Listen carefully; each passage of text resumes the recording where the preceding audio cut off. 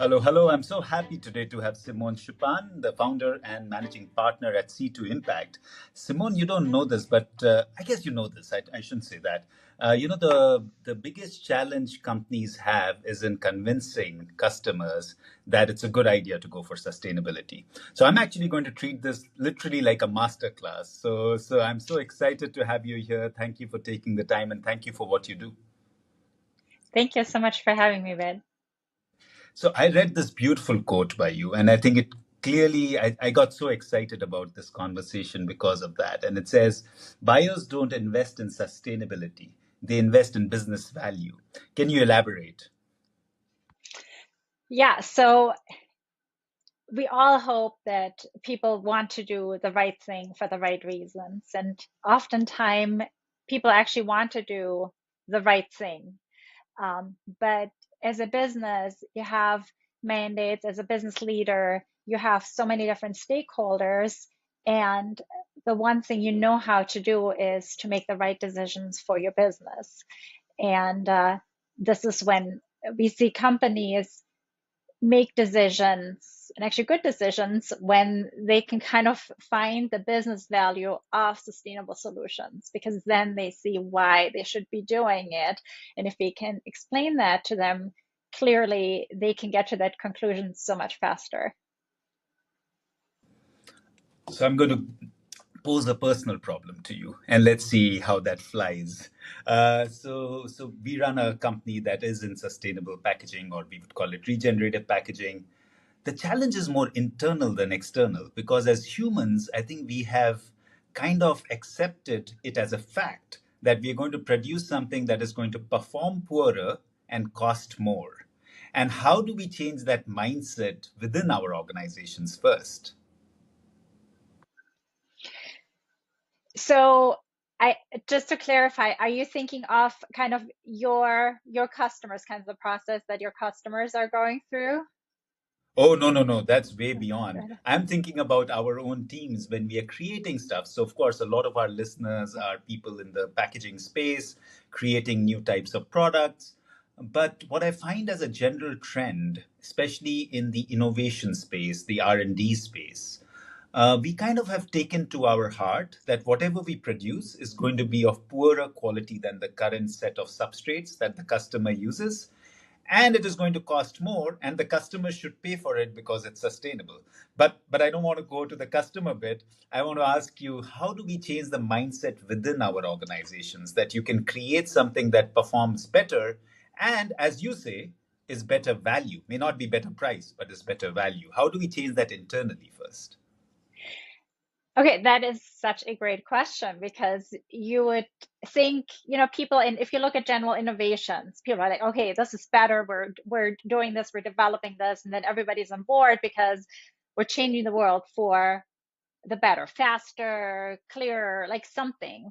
And it's true what you're saying. When I talk to clients, there's often something coming from a perspective of, we're not quite up to today's like standard, like let's say plastic replacement. It's not quite there, but like it is so much better because it's biodegradable. It's like all the sustainability parts are checked off.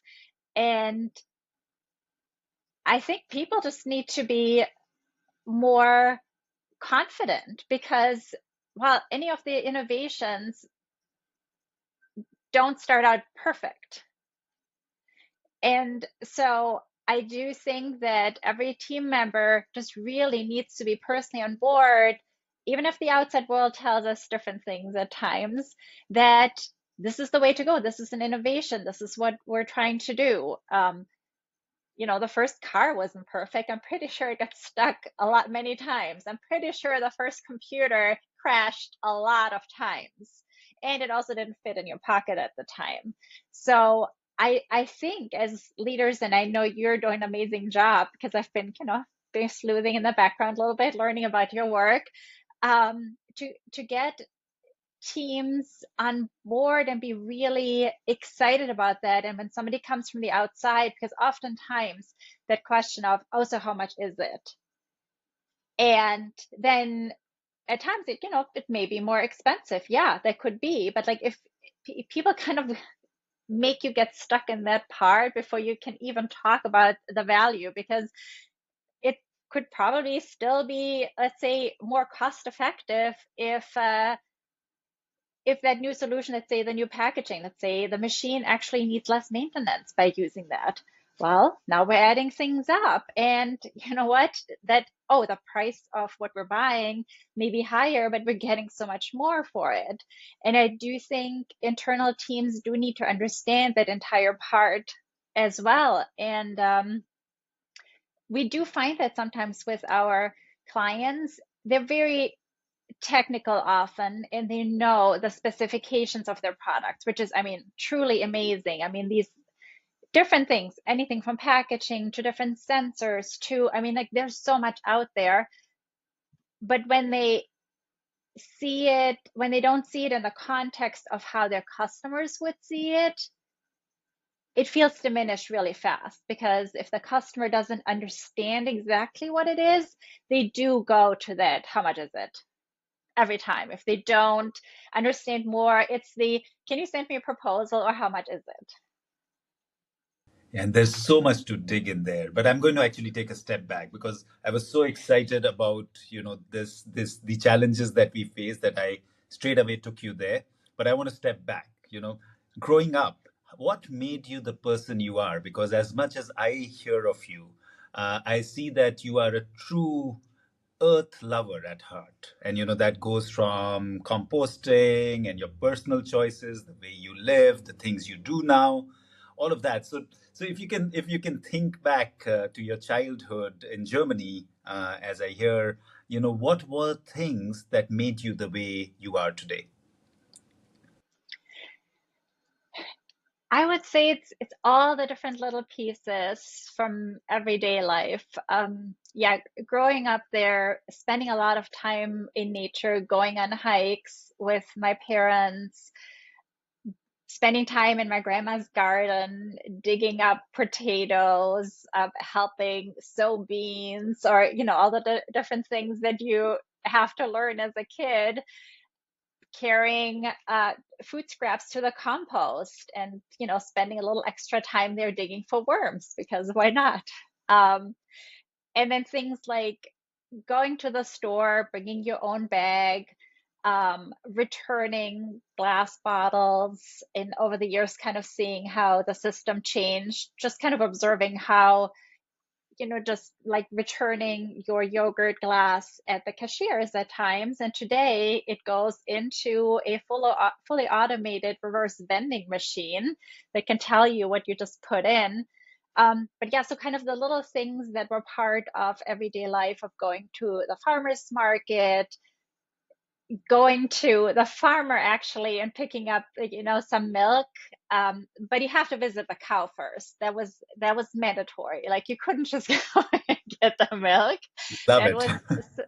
was such a great adventure. Or yeah, in the fall times, getting picking up apples and potatoes from another farmer, and then having them in your cellar. Like the smell of my parents' basement, the cellar part is just so distinct. Like, I will always have that with me. Just those little things, I feel they've always been with me.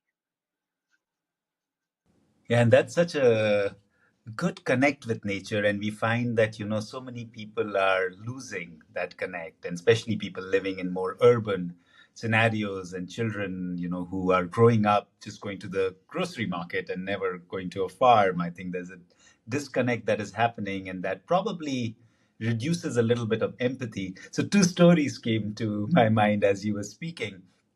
One was that our older daughter, we lived on a farm as they were growing up, and I would have her go to the cows to milk the cows, and she was so livid because she would work really hard, but the cow knows who's milking her, and and she would fill up that pot, and then the cow would kick the pot, and she's like, "I'm never going to that cow again." and but just that connection was so beautiful to see from a parent's perspective. The second was that, as you were talking about milk, my wife is a complete milk fiend, And we have this amazing German friend. I don't know if you know a small town called Schwabmünchen. And he lives there. And each time we meet, he'll carry milk from my wife from Germany. So that's like crazy that he does that each time we would meet. So I wanted to ask you, which part of Germany did you grow up in? I grew up in the Southwest, really close to the border of Switzerland. There's a beautiful lake area close to the Alps, and yeah, so that's where I grew up. And did you take the potatoes and make noodle out of it, or did you do other things with it? We did all different things. I mean, my mom got into like healthy eating very early on to make sure that we grew up healthy. I mean, she would make bread and try all different things and uh so we actually made gnocchi. That was like later on. It wasn't an early childhood experience. But the other thing is um so like each area has kind of its distinct history. And so I actually was born in a slightly different area, an hour away, but it's a different culture almost, and something called spätzle. It's a certain type of a pasta is made there. And so we actually made that yeah, quite a bit, because that's kind of one of my favorite foods. But you have to, the dough is very thin, and you put it on a wooden board, and then you have to cut very fast into the boiling water. So it's quite the thing to do. And so I feel like that's one of my favorite childhood memories in terms of making food, because those noodles tasted really good. Yeah, I hope you're teaching the next generation how to do it so that it continues, that tradition. I have managed to spend a lot of time in the southwest region of Germany. So because we buy a lot of pulp and paper machinery, and there's a lot of density of technology providers in that area. So just up and down the west of Germany has been a lot of time there. Okay, so why get into, you grew up rural and you connected with the land, and then you went ahead and did a bachelor's in business and a master's in business. So what made that kind of choice come through for you? It sounds like a big leap, doesn't it? It's the thing is, what happened, I really wanted to do everything, which is a problem, right? I was interested in all different things, from language to science. I wanted to study biology, but I didn't like the experimenting on animals. So then I was told the only thing I could work on was bacteria, which then kind of sounded boring. So I had to kind of move on from that. Medicine didn't quite work because it takes such a long time until you can actually do something. And it turned out that that was one of the biggest factors why I chose business. I'm kind of an impatient person. I'd like to make things happen.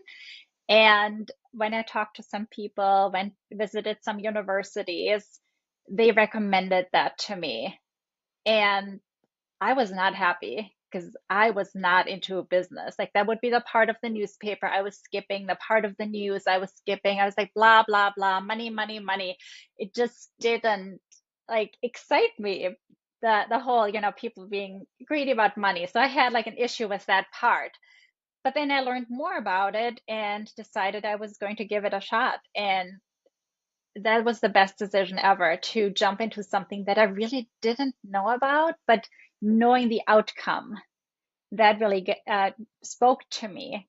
To know that whatever else I would encounter in life, I could do something with it. And that kind of held true. So my nerdery around like science and numbers and all these things, I can bring now in. I have other people who are the experts, but I can help them do something with it. So I feel like that was a good decision, but it was a big step, and it took quite some time to get where I'm today. And why? How did the whole move to US happen? Because you did your bachelor's in Germany, and then again, as far as we know, you moved for your master's to US. So moving to US and staying, both those are kind of you can move for a degree and go back to Germany. So how did that transpire? That was actually a whole different reason. So in high school, like I always wanted to travel, and we didn't have that much money growing up. We would travel within Europe, but I really wanted to see the world. So another thing on my bucket list was I wanted to become a diplomat because, well, then you can travel the world, right? So that didn't work, but I really wanted to find a way to explore different parts of the world right after school. In Germany, you can um, do like a year between uh, ending school and starting studying. That comes from you used to have like the guys had to go to do either be in the army for a year or do a social service, and then there was kind of the parallel for women because it was kind of like, hey, if the guys can't go directly to university, we can do kind of it's called a social year. So a lot of people serve for in different institutions throughout that year or do a little more self exploration. And I felt I needed a little more self exploration. And it was between going to South America. I have family in Argentina, but my Spanish wasn't good, or taking the leap to go to the US as an au pair, because that was another kind of program that existed. So, because I didn't quite see myself just hopping on an airplane and then just like traveling for a year, that was, I needed a little more structure. And so I decided, I'm like, I know how to take care of kids. I have fun with kids, playing, doing things, and I love teaching. And so I decided that was the route that would get me to get to know another country, and yeah, and make that possible. So 2 weeks after graduating from high school, I was on an airplane to the US. And then, of course, but as far as I understand, you went back for your undergrad degree to Germany, or did you do both undergrad and postgrad in US? Yeah, so like I like to follow the rules. So I went with my 1 year agreement to the US, did my au pair work, and stayed with a wonderful family that I'm still in contact with today. And then I went back to Germany to start studying business. And through that program, they had an exchange program with Western Illinois University. And because I knew if there was a reason why I should come back to the US, there would be a path. I didn't lay that out. I just was open to possibilities. And so yeah, that got me back for my graduate studies. And then so of course, you take a very different path from what you are on right now. And there's a lot of brokering in there and research in there. So not getting into the bio of that too much, but tell me how that fed into what you do today. What were things that you learned in your career pre C2 Impact that kind of fed into what you do today? You know, the things that you did as a researcher, and I'm told you love data, and so all of that. How does that impact your work today? Yeah, so it turned out I took a really long apprenticeship for having my own business. Um, so yeah, having fallen into commercial real estate, what I learned is about all different industries. You can probably name any industry, and I've done something in that industry between research, talking to clients, talking with different government entities, like all those different things, and learning how people make decisions, like how many people are involved in making big corporate decisions, and what is really on people's minds technically, but then also in conversations, like listening, understanding what are problems that in that specific case hadn't anything to do with real estate. So again, like I can translate that into today of where what do people have on their mind on their day to day? What is a stress factor? Those different things. So that was really good. And then the other parts were I was in sales. I was making cold calls, which was terrible, especially as I know now, I didn't really care for the subject. I can't sell something that I don't know anything about and that wasn't really near and dear to my heart, but that took some time to understand. So, but it is it was such a great opportunity to kind of be thrown into something that you don't know and just deal with it. That was really good. And then, of course, the data side, running statistics, market research, dealing with lots of data points and making sense of it, and bringing that back into the business, because any number is completely meaningless if we cannot connect it to something that is of relevance.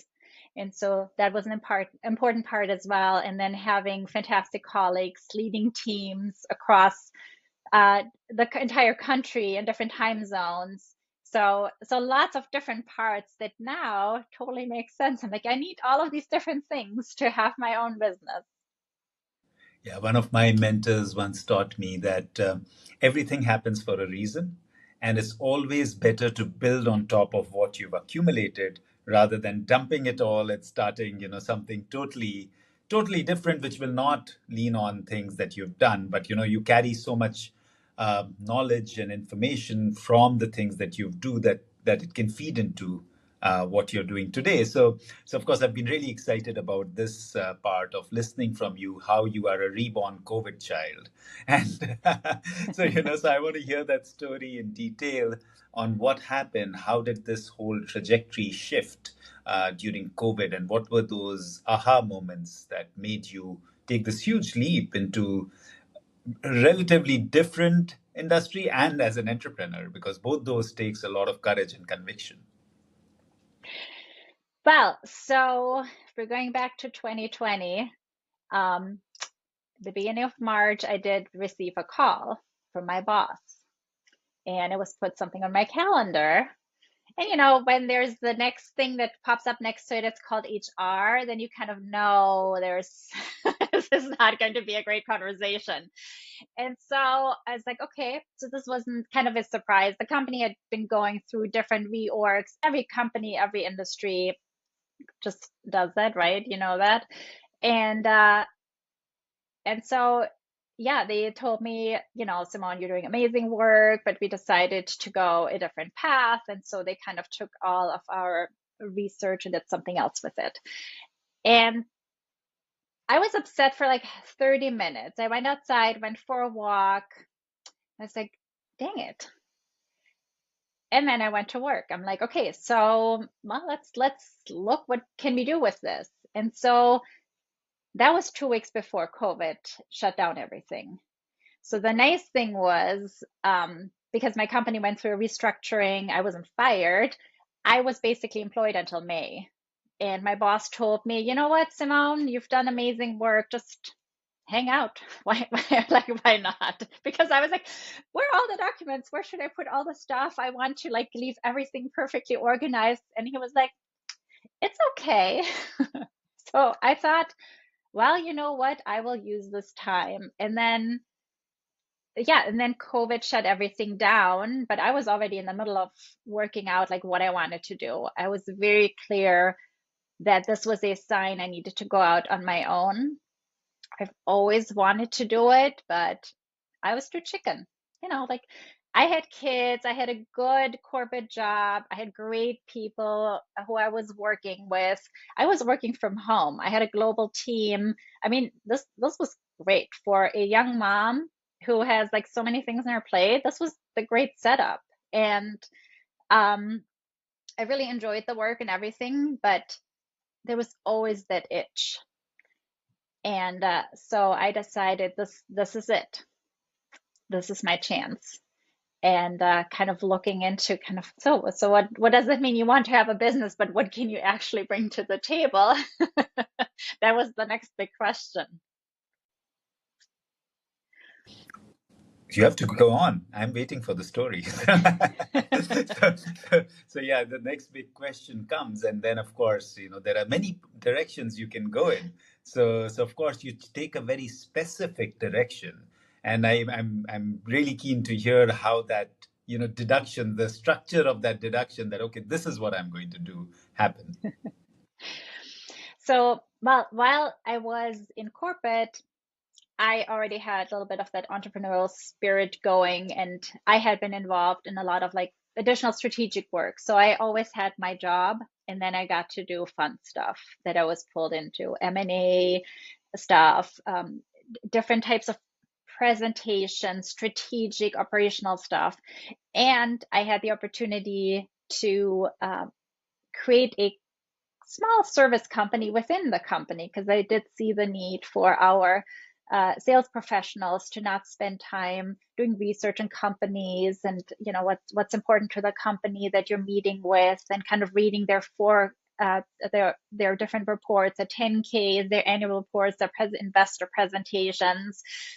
Our salespeople didn't have the time or necessarily the want to do that. So I created a little service around that and people loved it. And so I kind of took that idea as kind of the base of my business of kind of understanding companies. And I called it Client Canvas because I wanted to kind of draw a picture of your clients. And so that was kind of in the beginning stages. I talked to a lot of former brokers who were basically clients of mine within the company and other people's in the industry. And I kind of started doing work. And I liked it. It was kind of fun, but I felt I was kind of doing the same thing I was doing in corporate, but just on my own. And I felt stressed. And so I was kind of thinking, I need to change something, but which part of it?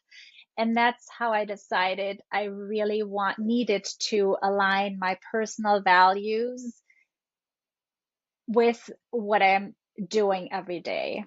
And that's where I decided I wanted to only work with companies in the sustainability space and that I wanted to bring what I do best to the table.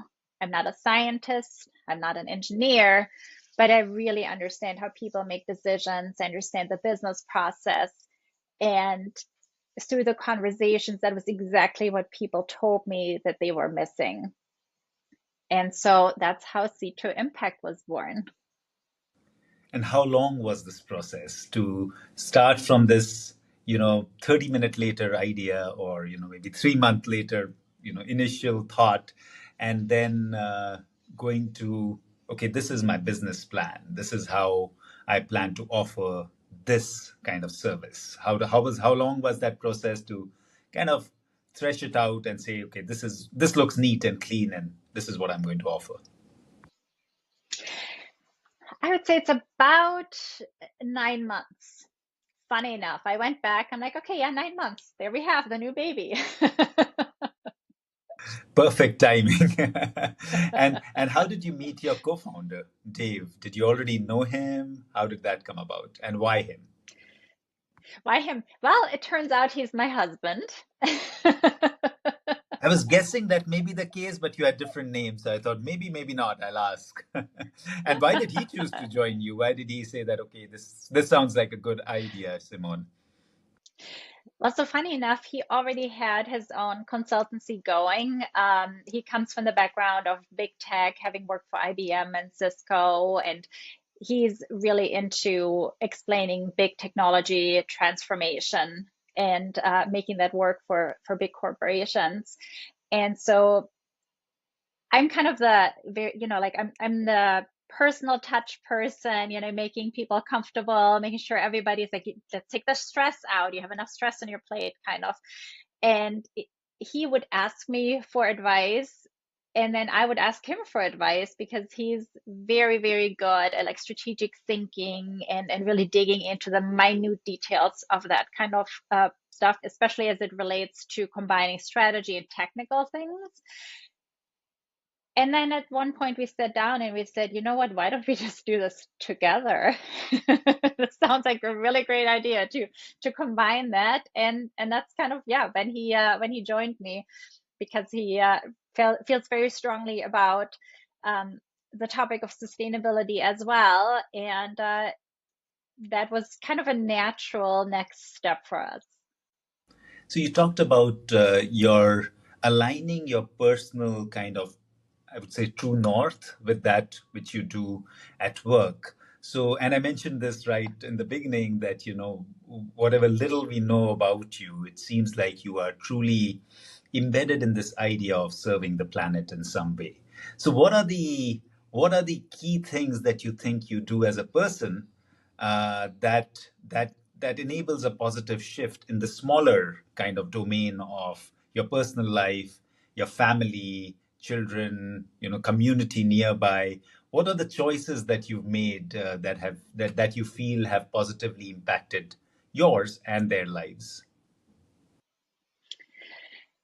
Yeah, so what I live by every day is making a difference for people and trying to make good decisions. I'm not saying I'm always making the best decisions, right? Like that just is not something I can like say that happens every day. But I try to make really decisions that supports people, and when I can make small decisions for my family, thinking through, okay, buying something or making some food or teaching my children to, just take another look at something or ask questions and not just, taking things in.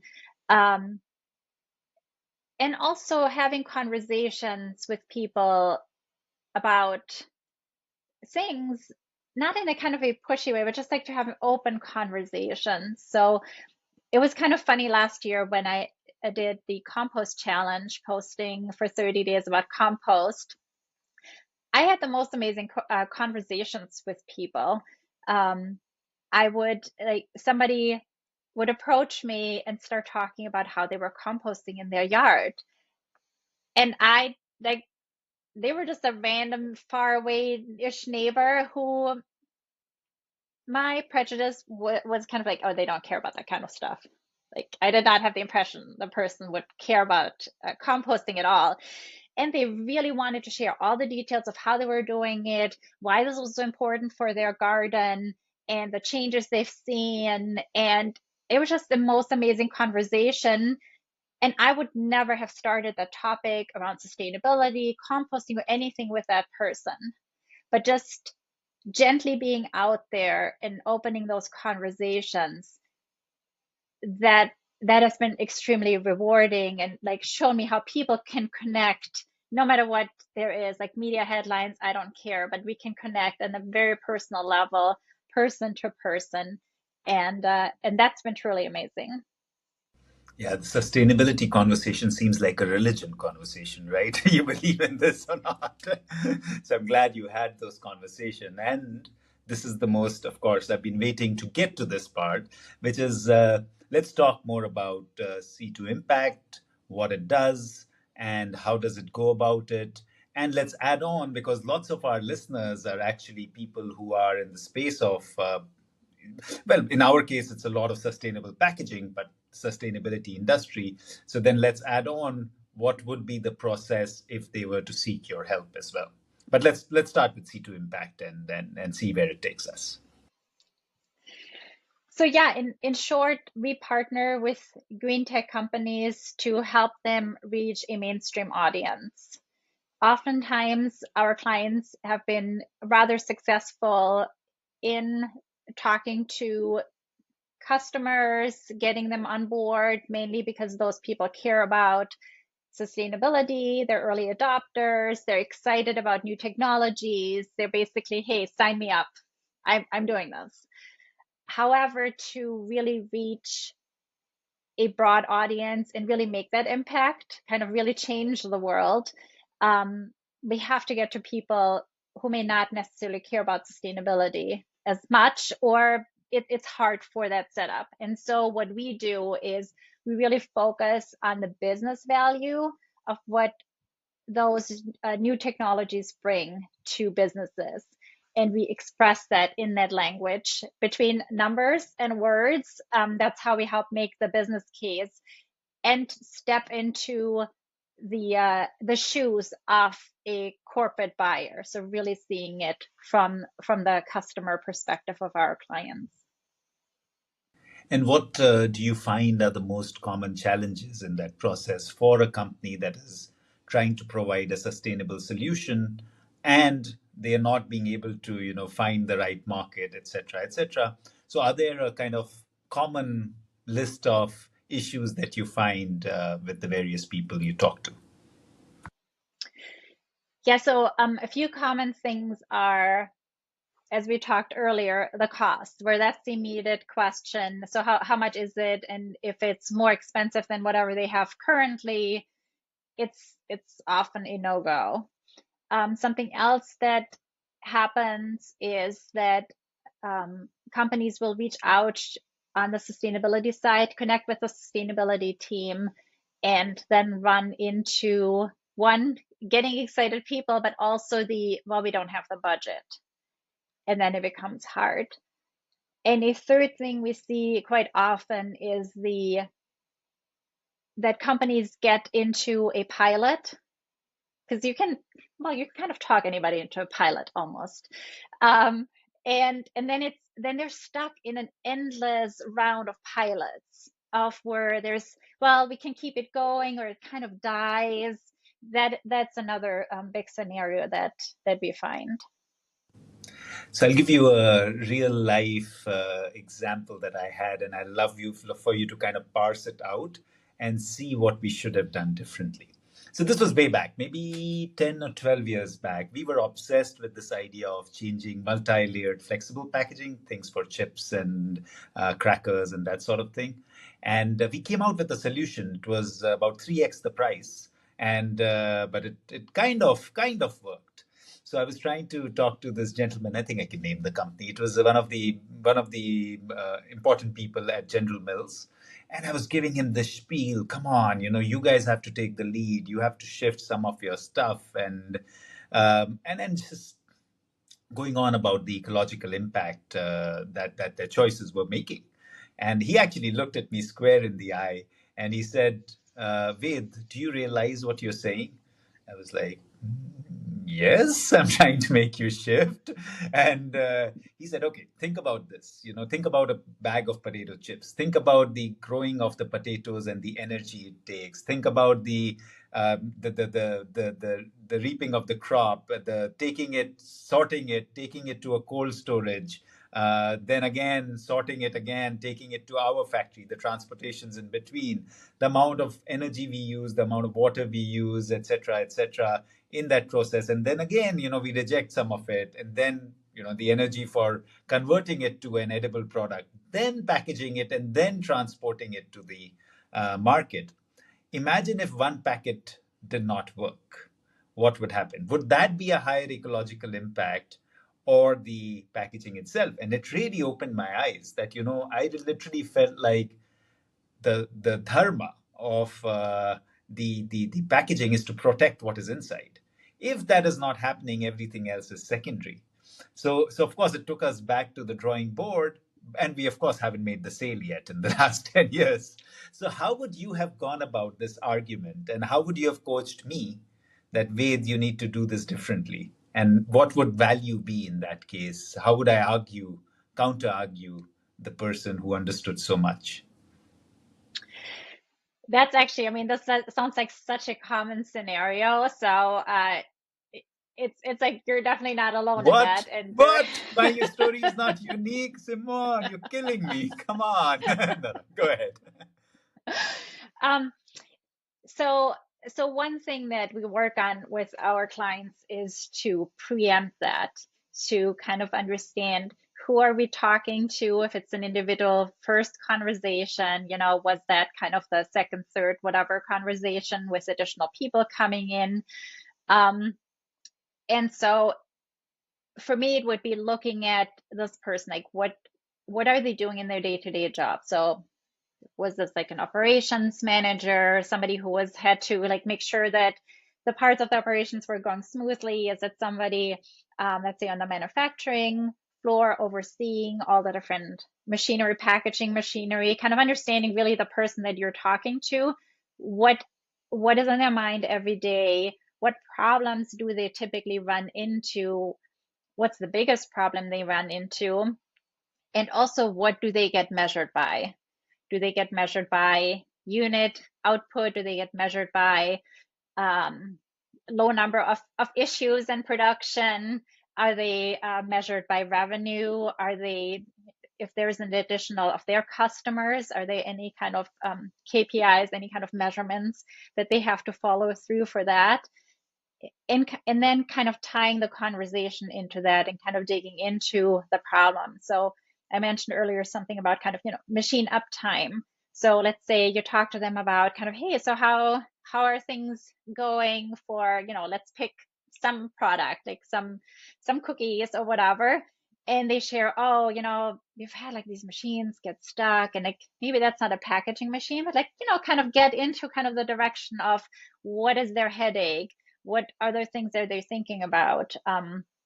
As you were saying, if the packaging fails, then the product fails. It can't be sold, and it's a whole mess that's attached to it.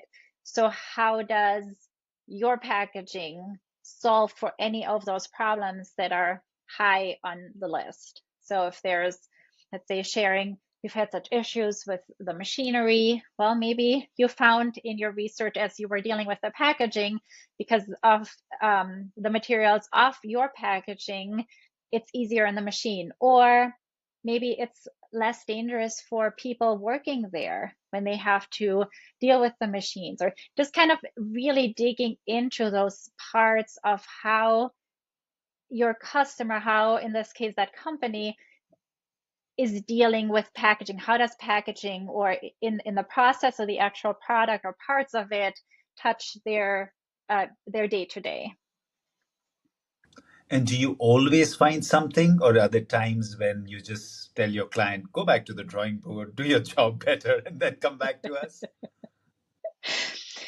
So typically, it's what we find most often. It's not necessary. It's not the technology. It's not the product. Like, so in your case, you're, when you're in the beginning stages, and we do work with startups at times of where there needs to be a refinement, you might as well find that out at the beginning, right? If it's like, oh, if there's too much moisture, that entire packaging goes, and like there's nothing to be made. So then it has to go back to the technical side, and that's not our forte. So that's where the engineers, the scientists work with that.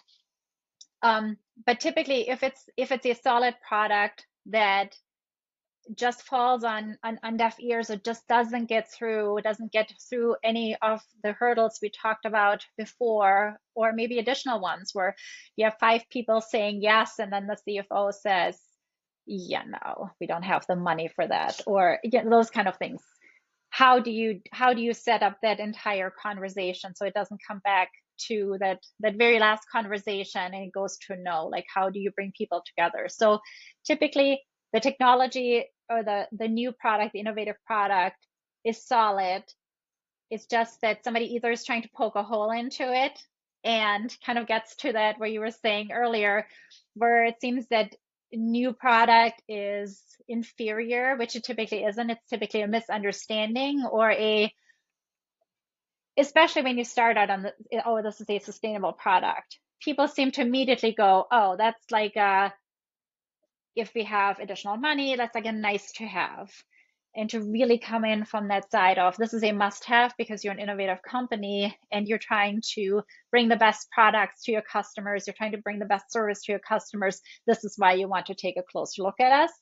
And even if it's something where the product is still a little bit in development, to spark enough interest that they want to move forward with it. So let's say if the current packaging is something where the resources that it's made out of, they could run into issues. Well, now you could come in with, well, the materials that we're using, we have guarantees that this is going to be available, or it can be made close by. There's another, angle, and a company may be willing to take on the path of, okay, let's explore that together. Let's bring that product to the finish line, if it may be not quite there yet, in terms of the technology. Two more examples to jog my brain a little more. So working with a very large organization and very keen on sustainable products. There are two challenges that we find. One is exactly what you said. There is no end to pilots and optimization, and you could die in the process, right? Because it's not costing them anything, and if you ask them for money, it's going to stall anyways. So you continue in the pre-commercialization phase for years, many times, and it doesn't land anywhere, and that becomes a huge challenge for companies. How much do you optimize? And again, there is such a plethora of people in order to make that one decision, because it's a big shift for them, that it becomes challenging. So that's part one of the challenge. The second is a very interesting challenge. We were trying to create a product for tea bag kind of packaging, the outer cover of the tea. Relatively simple, doesn't need that kind of barrier, and we ran it really well. So the interesting thing was that the converter, the toller, told us everything went well, but your package seals at 150 degrees Celsius instead of 120, and we won't accept it. So, so you kind of, why would you not accept it? Oh, in terms of the number of products they produce, the energy cost changes totally. So there's a challenge, right? And they're right about it. So okay, coming back. So one is, how do you get out of that phase of getting out of pre-commercialization? And the second is, how do you tweak and understand the intricacies of a conversion process to be able to service the converter better? Okay, so I think one big part is for companies in the pre-commercialization phase to work very closely with the initial customers and really understand what they're looking for. So kind of getting to the, in this case, the temperature difference. And again, I'm not an engineer, but to kind of figure that part out at the very beginning, because it could be something that is, solvable on the science side, so engineering side, or it could be something where they just have to recalibrate their machine and it's not a deal breaker at the end, but they're already so excited about how this is different for them, that becomes kind of a non-issue. So they really closely working together with the initial fan group, so to speak, because I find when we work with clients who have customers that have really high barriers and who are kind of hesitant, like at the beginning still, that's not a good pre-commercialization partner. Like you want a true fan, to kind of work out the kinks and understand how to best like make this work. And then then there's the next step of bringing that to mainstream. That's kind of like two different like steps, but you first want to have that product that's working and kind of understanding, and having a partner who's really open, who doesn't need to like criticize. And I don't know what your specific situation was, but you really want a partner who is in on like tinkering, understanding how this could be working, running into walls together, and be like, oh, well, I guess that didn't work. Let's try something else. And people having different ideas, kind of like really partnering. Um, I feel like that yields the best results at that stage. Do you find that there is an optimal size for first movers? And why I ask this question is that when you go to a very large conglomerate, they have a they have a complexity in decision making, as well as nobody wants to be responsible. Although the size of the account is large, and they of course dealing with hundreds of possibilities. Whereas what we found is that if you go to the fastest adopters are smaller scale players who want to make a change, and maybe the next stage is mid. So is that a general trend, do you see, or do you think that that's not the case? It depends on how you position yourself. I think there is one part of where it depends on the product, because sometimes these huge corporations have innovation centers of where they're trying out things internally, but then when somebody comes up with an idea externally and kind of like, oh, we fit right in what you are currently exploring, that's kind of a great partnership. But with big corporations, I'm always a little leery. And again, like I'm not an attorney either, but kind of, hey, make sure that your IP is secure so that no big company, whatever, can run off with whatever it is. So in general, to find a kind of mid-sized company that wants to make a change, is typically in the space, in the sustainability space, a really good partner. They're open to trying out things. It typically needs to be a company that's a little bit on the larger side so that they don't feel like their current operations get interrupted. That's always the thing if you're getting into kind of more the smaller end of mid-sized companies. But to have like a mid-sized private company that has like the time and patience to like play around and has a leadership that's open for innovation, I think those are the gems to look for. And similar to that, what again we've found in our experience, it depends on who you talk to. The same company can be very, very open. And again, like you mentioned, it depends on the KPIs of the person. So, say you were talking to a person who heads procurement and their KPI is mainly cost reduction, cost reduction, cost reduction, and they are not even looking at the holistic picture, it's just cost of purchase. The sustainability people are wanting to make the company look better, but they may not have an access to the business side. The marketing people want the product to look good, but again, they may not have a say in many of the purchase decisions. The C-suite is very difficult to get to. It depends on the size of the company. So it's not accessible, or if it is accessible, they may not be interested, and they may say, "Oh, talk to this guy in our organization," and that person may take longer in order to be able to sell. So, how does a company that is coming out with interesting products overcome this challenge of finding the right person to do their bidding?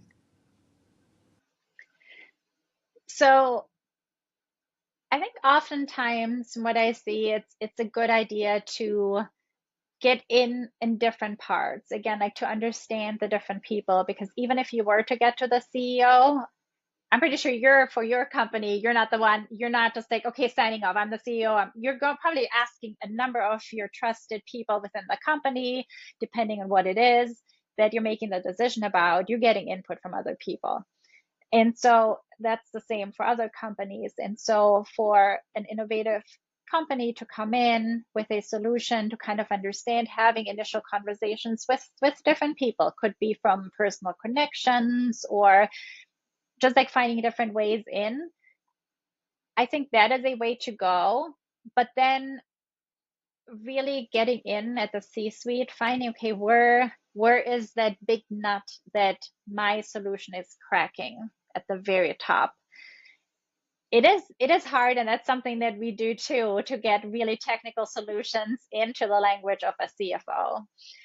Because like if you can convince that person, not convincing as in like talking to them until they finally get it, but kind of making it relevant to them in what matters to them, they will get the other people, hey, you should talk to so and so, yes, but then it's like a top down. Now it's an initiative from the C-suite. Now it is something that people pay attention to. It's not something somebody has like an idea, we should maybe do that, but then it's like other things have priority and so forth. If you can get that attention from the C-suite, I think that is really the key opening point to driving a big change in a company. So I guess what you're saying is that you have to tackle both ends. There is an acceptance in the C-suite, but you have to also warm up the team so that there is no resistance that is happening on that side. I love your and I kind of started with this because I love your idea of using the term value instead of price or cost. Because as soon as otherwise you talk to the team, the immediate idea is that, oh, we are more expensive. So give us some incidences of where the product was more expensive or the service was more expensive, but there was a higher value add for the customer, and hence you or the company was able to convince that this is a good idea. You should go for it. So maybe if you have like if I'm sure you have, but if you can jog your memory for three different kind of examples, and it could be products and service, so then what will happen is it'll drive home better for people listening. Yeah, so one example, which sounds really so simple, is kind of from the building side. to change the lighting system to LED lighting. It sounds like kind of such a no-brainer, but if you look at the percentages in the US alone, we're barely over halfway there. So it's not as much of a no-brainer, right? So we were working with a company that was working in that field, yes, changing light bulbs, but kind of overall making the lighting systems more efficient. And they were always getting in with the people at the building level, the technical people. They were like, yeah, we need that. We don't have to, like climbing up and down a ladder every so often. It's just like takes so much time. It's so complicated. It can be dangerous at times. Yes, we want that. Well, a lot of building owners, so if you get to larger building owners, those buildings only exist on a spreadsheet. Those people typically don't even know the building or have been to the building. That's just how it works. And so it's really hard. Like that way, we get back to that cost. It's a line item. Do we really need that? And so we were talking with them, and in this specific case, the owner of the company was very frustrated because they had spent so much money on different advertising, Facebook, making a video. I mean, like they spent a lot of money on advertisement because they had figured out they should be reaching the asset managers or the people owning the buildings, but they could not get through. It was like a complete wall they ran into. So when we started talking with them, we said, so how about we use your fantastic relationship with the people on the ground and give them a way how they can talk to the building owner. Because if you bring an improvement internally, hey. And so what we did is we looked at what does a building owner care about? Well, it's the value of the building, right? At some point, the building is going to get sold. So what drives that? Well, if we have tenants that are long-term committed to the building, maybe they're expanding, what they will do that when they're happy about where they're at. They want the latest and greatest. They want to see different things, improvements, and so forth. And so we were able to make the changing light bulbs into a strategic move for an entire portfolio and empowered people on the ground to make that case internally. And that worked. And so it's basically kind of finding out like how do people make decisions, what do they care about, and who should be talking to them. So yeah, so that was one really great example where just like that little shift made a huge Yep. difference. Okay. Do you have more? um, for another case, we had a there's like carbon tracking technologies, right? Like because you need to figure out how much carbon you're using and so forth. And the way that company came into their customers was through reporting. Hey, this is you need this for reporting purposes. So we have this data for you. Well, like there's some changes that are going on in different parts of the world where reporting may not be that important anymore. However, we took the step back and said, okay, how does saving carbon count into the businesses that you're trying to get into? Well, it had a lot to do with the supply chain. It had a lot to do with saving money on like the operation side. And they were able to tie the data to the safety of employees in the production facilities. They were able to tie it to how the supply chain became more reliable by being able to track the carbon, and then showing at the end of the day, hey, we reduced our carbon footprint by X% was kind of a bonus that they could use internally, but they could use this to actually improve their operations. Uh, do you want to go with another one, or I have another problem to put on your lap? All right. You All want the right, you problem? hit me with another Okay. problem. Sure. Okay, so the traditional business we've been in is food wrap and carry, which fundamentally is things like the burger wraps and the carry bags for fast food, and we have some great things happening for us. We use only renewable material. We make things out of sugarcane residue. we make sure that the quality is up to spec, etc., etc., etc. What we found is very interesting that the salespeople that we have are very scared of going to the brands directly. They want to work with just the tollers or the converters because they don't want to peeve the converter. So the converter, of course, works on cost of goods purchased and then the selling price and the margin that is going to be there. So they never want the brands to know their purchase price, right? So that's where the buffer is. So it's a technical challenge. So what I've found is that typically the sales team never wants to understand the challenges that the brand faces or the real customer faces. Forget going further down to the consumer, because in the end, what will drive the product will be the consumer themselves and understanding how it is being used. Now, if we push them to go straight to the brand in order to kind of get a brand acceptance for a better product in many ways, what happens is that many times the toller or the converter will start saying this product doesn't work and they're out of business.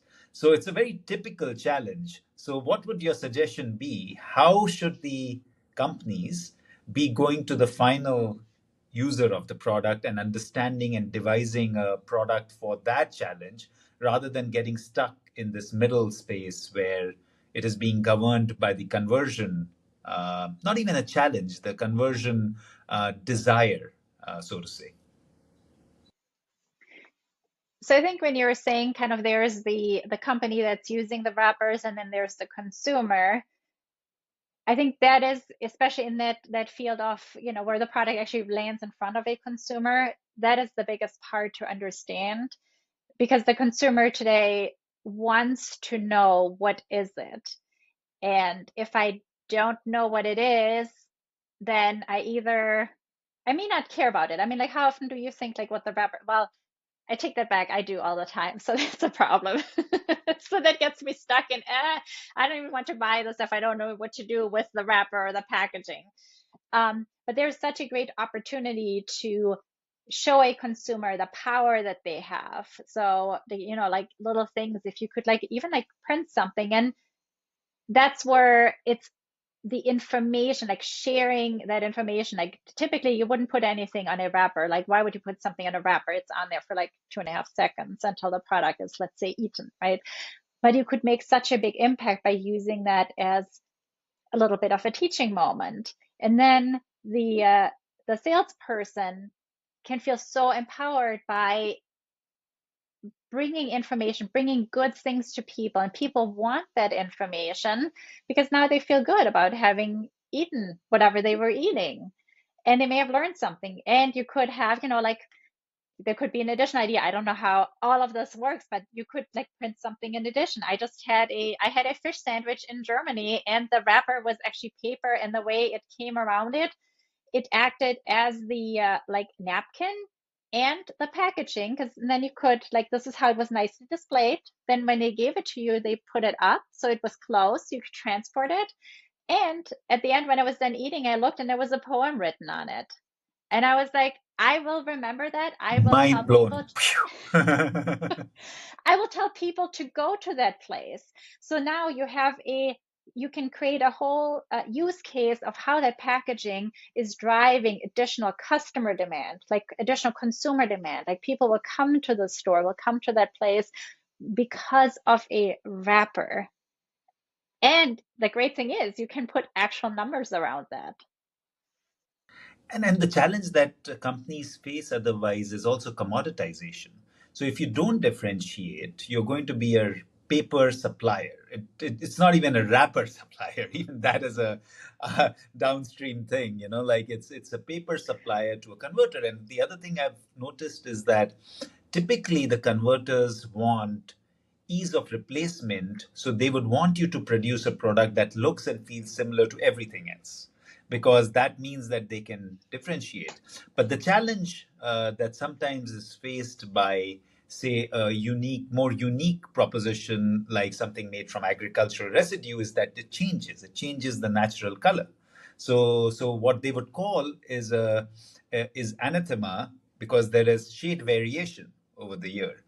But it could be converted to a positive act that, as something is transforming in age, there is a certain change of color, and that's a good thing.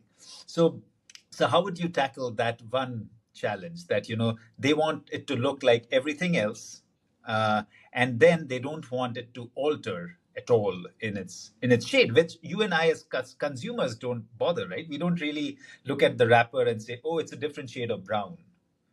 I don't think that crosses our mind. So how would you tackle that challenge?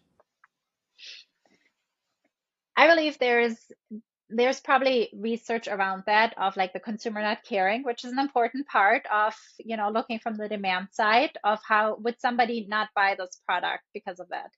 And also, it's very different. Like in the automotive industry, your parts have to be exactly to specification because that car is not going to run. There's going to be huge issues.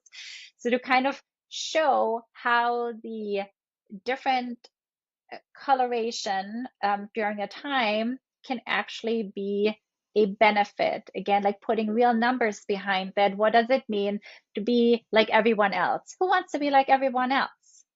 Like how again, making that business case of how could you actually sell more by having that different coloring. And so, by the way, you should actually pay us more because we can provide you with a different coloring. But to kind of come in from that sideway, and those are cases that really need to be brought in from like the very beginning. So that's when we discover these different value points. Like this is like a challenge once it comes from the customer. They're like, yeah, we don't like the different coloring. However, if you know it's different, you put that into how you talk about your product in the very first sales conversation. You may not need to, you could lead with it. It could possibly be the one thing that somebody will open the email because it says that. Sick and tired of the same old, we can come up with something different. We're ready for you. Just like kind of thinking through the entire anything that could be a but or yeah, we don't like that, to understand that customer in such a way to be preemptive, like to be proactive, bring out those things and turn them into the part of the value proposition. Love it. I want to dig into your and I'm sorry for typecasting, but I'm really keen to dig into your structured German brain that comes up with a five-step process. So talk to us about this whole idea, how you drill down to a process and a five-step, and what does that mean? And if after this podcast, if people listen to it, and I'm sure they will, and when they come to you, what would you suggest that this will be our mechanism to kind of take you through the right strategy? Yeah, so we developed a framework to be sure that we can touch on all the important points, even though every single one of our clients has a different problem, different very specific setup, but to be able to touch on the different parts. And we're dividing it into two big buckets. One is understanding of why people buy. We often do that with the consumer, and we kind of get into kind of the personal, emotional kind of side of the consumer brain. However, we have that same thing for somebody working for a corporation, and it becomes even a little more difficult because they're a person, right? And then they have a role in the corporation. So really understanding like why are they buying something now? Why are they solving something in a certain way right now? Like why are we buying this wrapper right now? Like somebody got in trouble for not having that same color at some point. um, so why and why would we change? And then the second part of this is how does a company, how do the people involved, how do they buy?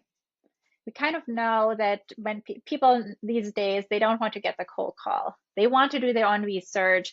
They have a problem, they'll go Google, ChatGPT, whatever it, and they're probably like 70% of the way there before they talk to anybody. So they're really well informed.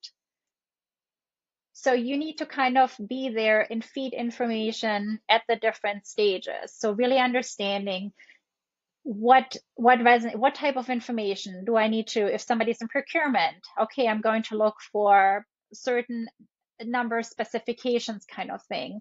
Well, if I want to show up in front of a CFO, in addition, I need to have some strategic messaging in there. Then I need to think, okay, those people are going to talk internally. Okay, what is that? We see demo videos all the time from anything software to hard products. Well, who is going to see that? I don't think a CFO is going to like sit down and watch like a demo video, but maybe there's a highlight thing of how this changes their day to day, how it changes, how it contributes to their company mission. So the part of like why are they even buying in the first place, and then how do they buy, their internal process, and also the things they need to see. Bringing those two big parts together, that is what we really focus on. And then kind of find also because you can talk about like, okay, this is how it should look like all day long. Our clients typically don't have an army of people sitting around in marketing and sales. They just need to get their stuff done. How do you actually do it? Like, yes, I could do 100 different things right now. I could come up with videos, a new sales funnel, new advertisement, maybe a new website, like all these different things. Like, what does it mean? Like, none of that matters. Like your customer does not care if you have a new website or a new logo. They just have an experience, and you need to make sure that experience leads to them buying from you.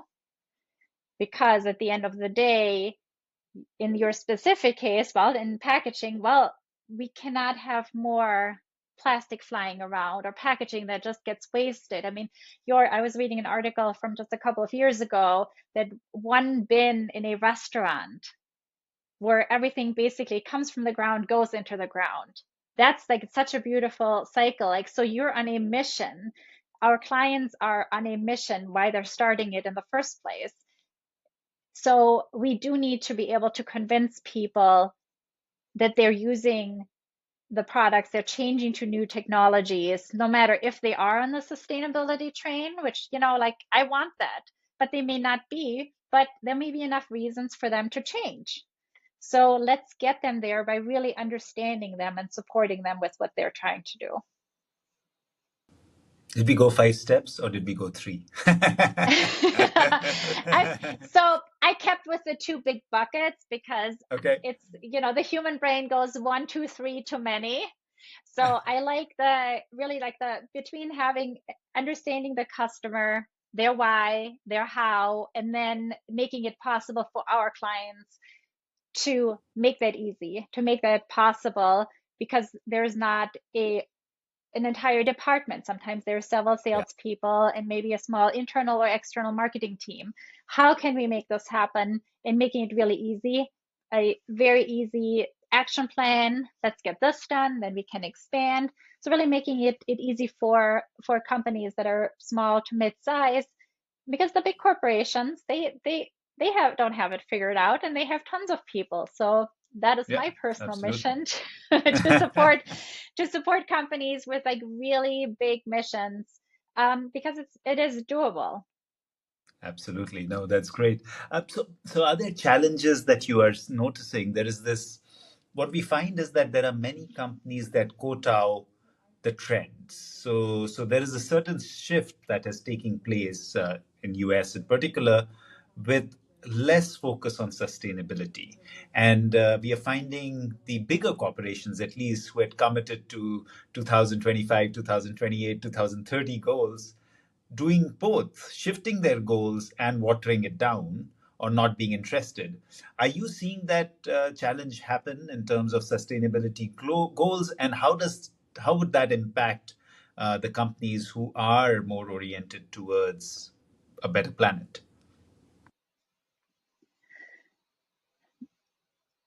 I do see a lot of change in terms of how people talk about things. I don't think people have changed their perspective necessarily. And I do think a lot of people, a lot of company leaders do understand the actual threat to their business. um, because you may care about sustainability or not, but if your production relies on water and you're somewhere in Texas, you have to figure something out. And it is very likely going to be a sustainable technology that you're going to have to implement. um, but so there are, if I'm looking at the topic from a, all companies need to be innovative to grow. You always need to come up with something new that improves how you're doing things today. And I feel like we've been kind of putting sustainability on the side as a, let's just sit down and understand. Like, we really need to save the planet. And so many people just like don't have access to the topic that way. But they very much understand if a machine is no longer running, if the goods are not coming in on time, if you're in food production and you need your strawberries to come in and they're all whatever, they're all moldy because they were forgotten on a truck, or it was too hot or too cold or whatever. Like, those are real issues that then get tied to, well, there's food waste, right? There's waste of labor, water, like all these different things. And I think that is the big part that people will connect to, is how we're handling our resources. I mean, like, who wants to be wasteful? Like, that really doesn't make any sense. And I think to connect with people where they are, especially if it's during times where this is like a hot topic. I mean, I grew up I was a young child in the 1980s. In school, like, we learned about the dying forests. That was a long time ago. That was several decades ago. And it's not like that got really resolved. We made a lot of changes, but people will not, I don't think humans work that way, to be set down and decide, okay, now we just need to be sustainable. People don't like change in the first place. So if it's something that they associate less with, I have to do less things. I can't maybe travel. It's going to be inconvenient. It's going to be, they build like this wall up that's not necessary. People get excited about, like you mentioned the word AI and everybody goes crazy.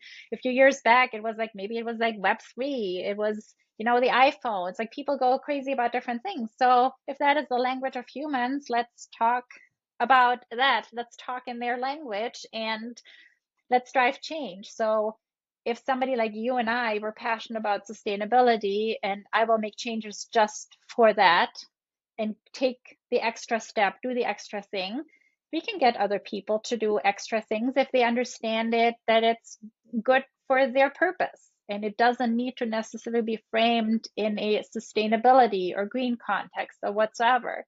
It can be something about like healthy food. I mean, that's a big thing. Like, if we can't eat in the first place, there's not a lot that comes after that. And so we need to have healthy soil. And so what goes into that? Okay, now people maybe understand, and really bringing the emotional part in it, and then the logical part. How people make decisions. There's always that emotional part. A lot of people do make decisions logically, but typically there's a big emotional part to it. So, like, let's find out and cater to the people so that they can make good decisions. I just love that the underlying tone of this conversation has been that of value, right? So I think that underlies, like as I'm listening to you and learning from you, what I realize is that it's not about one thing or the other. It's about what creates value for the customer, and go back to the fundamentals and understand that. And then, yes, the communication that I understand now after listening to you is that it doesn't have to be about what our purpose is. It can be about what they feel is more important. So another example that came to my mind is that we were launching a range of food serviceware, again made from sugarcane residue, etc. And interestingly, our whole brand team came out with the tagline "Eat Safe." They didn't talk about sustainability and why it was made from sugarcane residue and it used this much less water, or it would go back to compost. Those were all less important. What they felt was at that point, I'm talking 8 years back, the customer was more concerned about carcinogens in its food, in its food serviceware. Um, whether it was being washed properly or not. So this was a disposable. So it was interesting to see that take. They said, we don't want to, there's too much green out there. So let's talk about what the customer bothers about. And I think that's what I'm hearing from you, which is so interesting and powerful. Don't try to make it about yourself, but make it about what the customer needs. Is that a synopsis that you would agree with? Yes, absolutely. Kind of to that point, what you were saying, if we focus on the customer and there's not one value, everybody has kind of a different way on how they're experiencing the world, what's important to them, and they have their own big reasons. And it could be health, it could be their children, it could be their personal goals of what they want to achieve. It could be, something in on the sports side. If somebody is wants to achieve certain goals there, they need to have certain food, or they don't want to put certain things in their body, for example, or um, being outside, like breathing in clean air, or just like different things like that. And yeah, really bringing it to understanding people, meeting them where they're at, because that's where they will change. Uh, Nobody wants to be told like you need to change. We can Yeah, get I them to agree. understand. It's like you need to do this. Nobody wants to hear that. But if it's like, Yeah. oh, I want to try that. Maybe I like that. Maybe that's something that could be good for me. That could be good for my child. That makes me feel better. Why not use that approach?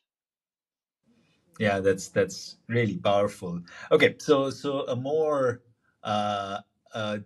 kind of question around C2 impact. What are the organizations that mostly would come to you? Are you seeing a certain kind of trend in, and I don't mean sustainability because that's the underlying idea, but is there a certain kind of industry that comes to you more? And then maybe this is a little bit of a loaded question, so you can answer it as you want. What are the kind of organizations that you like to work with? So let's tackle those two. So companies find us who are at a certain stage where they're frustrated, where they think, I thought this was very clear. Customers should just come and buy from us. Why is that not happening? I'm opening the doors. Hello. I want people to come.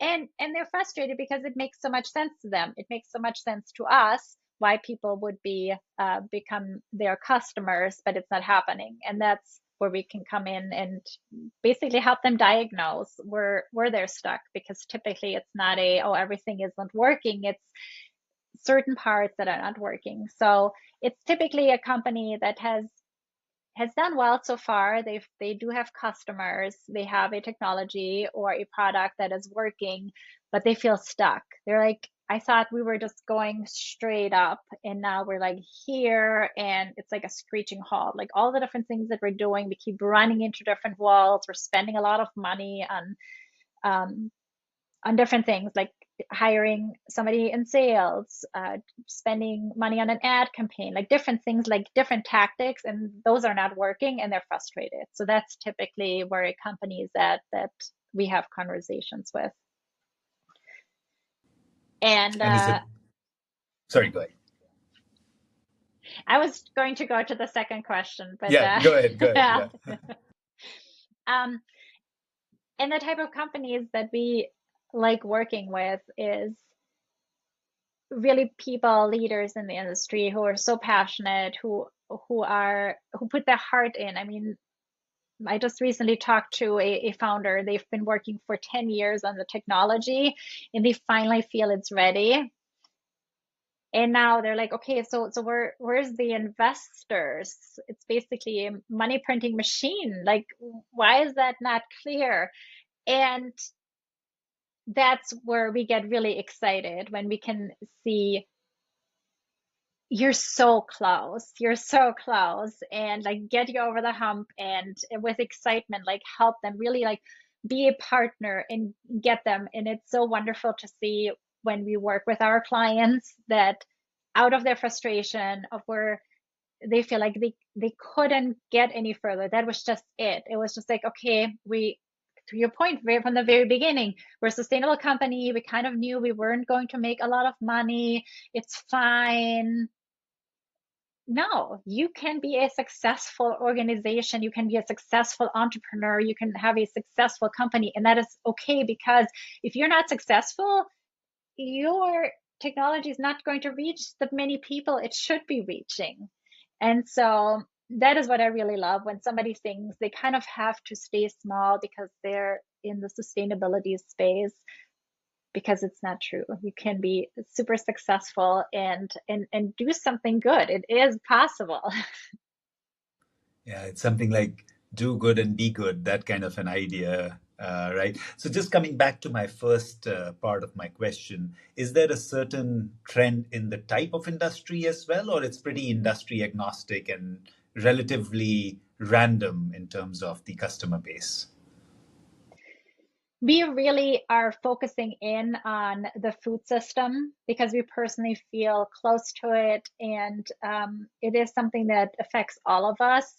And so this is really an area that we want to support businesses in, because it affects all of humanity and it affects all different parts, as well. So anything from growing food to transporting it to the manufacturing part, if there is one involved, to getting it to the consumer, or whoever is consuming the food, and then what happens at the end. So obviously that involves supply chain, that involves packaging, right?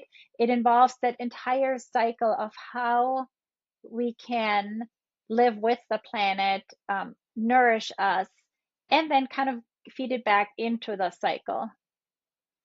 Because I You really just, you believe just that that is. No, I was just saying that you just made my day. That is, and it's so true, right? It's so interconnected. The whole food system is connected to the soil and everything else, right? And sometimes we don't understand the complexity of it, and we cannot survive without it. So I'm glad you chose this one, and I interrupted you, so please go ahead. No, I was basically kind of just that is the area that we're really passionate about, and that really integrates us humans into that full cycle, um, with our beautiful planet. And no matter if people are on board with it or not, like we all want to be healthy. We want to live long lives and we want to see our children thrive. And it's possible. And I don't think it involves, I can't do this, that, or the other. It's a let's look at the entire like system and see what small changes can we make.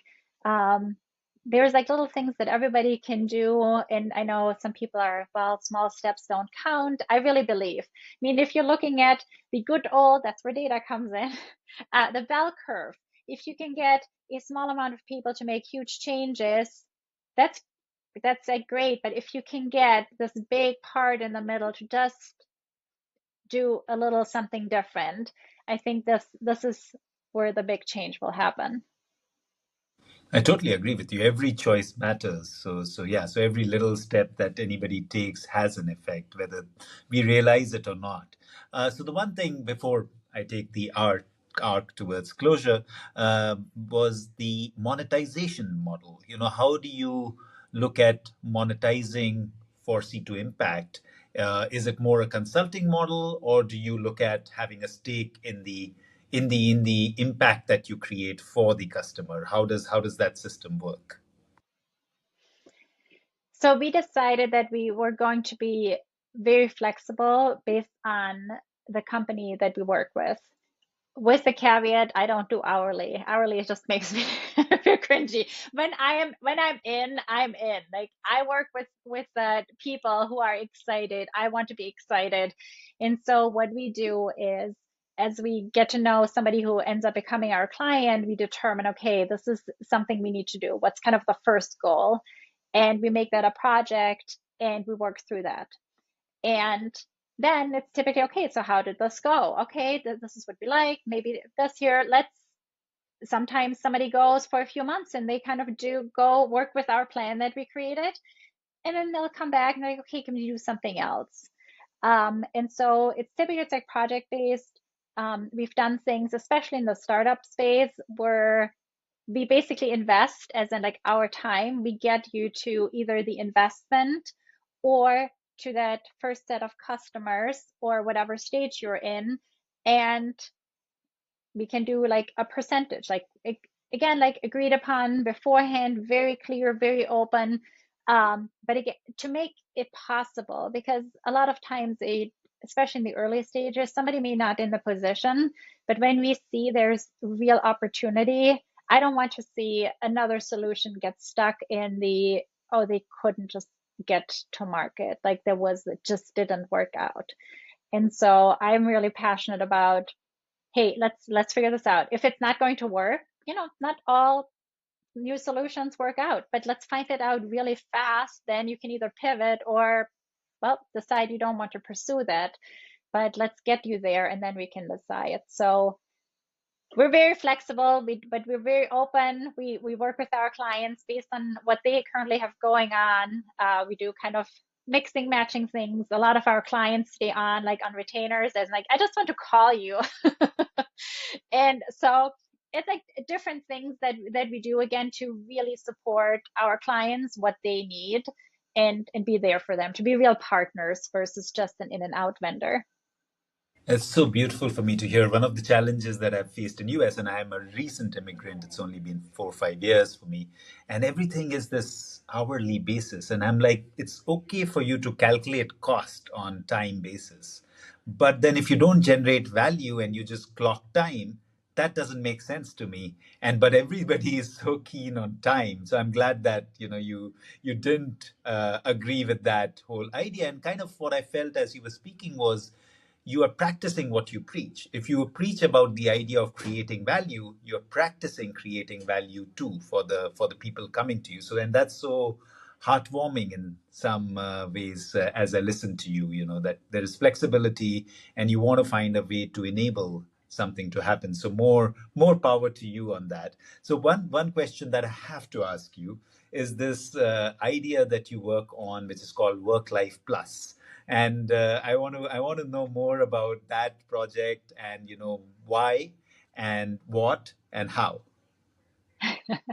That is more of a little side project. A very good friend of mine from, well, gosh, we've known each other now over 20 years, and she's very much into the how do people work? How do we emotionally connect with our work? How do we need to live so that in a complicated world, we can all exist and work together?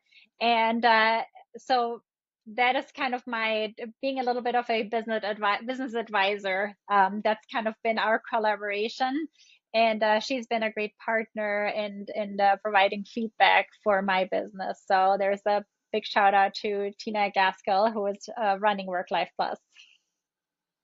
Super. That's so great that you're doing that, because I think it's so important. And I was just, in fact, we were on a call this morning, and our innovations lead and Alex, who you met, the sustainability lead, there were three of us discussing, and they were, when I jumped on the call, they were discussing something about work-life balance. And like Sam, our innovation lead, looked at me and said, Ved, I'm sure you're taking work all the time. So I was like, actually, I'm really particular now about my Sabbath, which has come about because of my wife.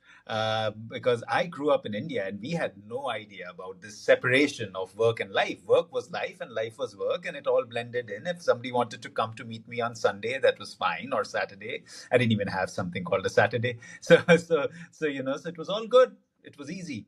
But my wife, who came from a more Christian faith as well, and she basically talked to me about this idea, and I just love it now. I just love the idea of I don't even eat on a Sunday. I just kind of start fasting on Saturday evening and I only eat my Sunday dinner then. I don't look at my electronics. I kind of gotta get my daughters to hide my phone and my iPad or whatever. And I say I'll pick it up on Monday morning whenever I can do that. And I just feel I'm a different person on Sunday night or Monday morning just by having let go of the mind and the body space. And it's been so beautiful to experience that myself because I thought this is all Western privilege, is what I would have justified it as at an earlier stage. No, that is really wonderful, to just decide to do it, right? You don't need permission from anybody or society or like whatever works for you to figure that out. And and to not the whole idea of FOMO is so strong, of where we don't, we check our phones and it's like, well, something happened and I need to react to it. If we can disconnect from that, I find that really powerful. And I've made changes. It's hard, like whatever you grew up with or has been trained on from society. I always felt in order to work out, I had to work in the morning first, and then I could go during the midday break. And I decided last summer that I was working much better if I got my mind and body aligned first thing in the morning. It's changed my life. I mean, it sounds so trivial, but the first thing I do in the morning is get do a workout, but kind of with breathing and mindfulness and everything combined, and it just gets my day into a whole different track. I can imagine. I'm also a proponent of that for sure. Early mornings are something that can totally change your day. So I'm glad that you found that. Okay, taking cognizance of time, and you've been so kind with yours. Uh, if you imagine 5 or 10 years hence, how would you see C2 Impact making an impact, deeper impact, and making change? What would be your dream? Say a timeline of 5 years or 10 years, whichever one you prefer. Well, C2 Impact would have grown to a small company, so beyond the two people we're now, and provide a place of work where people who have the same passion and different abilities, capabilities to bring to the table combined, and bring in people who are in different stages of their life, and everything that we do is value based. So it's not about hours clocked, it's not a 9 to 5. It's our client needs to get this done. They have this big goal. Who are the best people in the team? Assemble that and have that in house for a client, and at the same time have really happy people working with us, because I've seen that in corporate where people just dread going to work and the constant pressure. And I just want people to bring their different talents to the table and get paid for it. I would love to grow the company to that part. And the other part, we're kind of starting to build out a practical uh, part of C2 Impact. It's going to be, this is the first time announcing this, so it will be called Meadow and Hive. And what we're doing is, I currently took on a side gig as a beekeeper. I don't like the word beekeeper. We need to talk about that because I'm more of a bee rancher, I would say, because the bees really know what to do. And we're going to start keeping chickens, and I kind of want to bring things to people to kind of see there's small things that they can do, empower people to choose different things in their lives. And it doesn't have to be everything at once. It doesn't have to be, composting, keeping chickens, doing the bee thing, like all these. No, no, no, like whatever fits in your life, and bring companies to that can make that easier. So really empowering people to lead better lives and kind of see that beauty, kind of what you were saying, like not in front of a screen, but in like real life. You're kind of going back to your childhood days growing up, right? In Germany, what you experienced. Okay, that takes me to my final question, and I'm so excited to hear your answer. What does good garbage mean to you? Good garbage means that there is no garbage. There's always something good in what we have. I was actually cleaning out my garage yesterday because I keep too many things. I keep a box because you could use it for something. This could be a nice present. Maybe that wrapping could be used again. Um, I feel good garbage is there's always something that can be used again. There's no real garbage. There's always an additional use.